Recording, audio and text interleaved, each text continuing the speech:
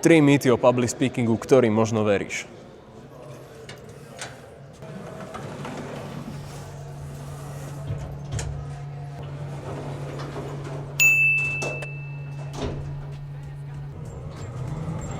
Mnoho ľudí si myslí, že nemôžu byť ticho počas prezentácie, čo je absolútny nezmysel. Áno, musíte rozprávať viac, ako ste ticho, to je samozrejme pravda, ale mnohonásobne lepšie je, keď vám dochádzajú slova, je tam dať pauzu.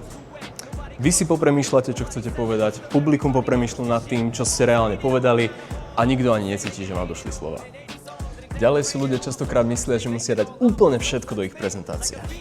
Ak z toho chce spraviť učebnicu, tak samozrejme, ale nemalo by tomu tak byť. Prezentácia je len pomôcka pre teba ako speakera, ako aj záchytné body pre tvoje publikum. Takže vyber len tie kľúčové slová a tie daj do tvojich slajdov, lebo ak budú vyzerať nejak takto, tak to človek prečíta a kašle na to.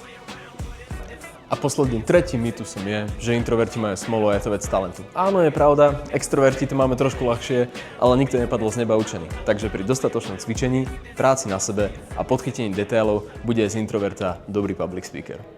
Takže ak sa chceš dozvedieť, aké detaily podchytiť, hoď follow pre viac tipov.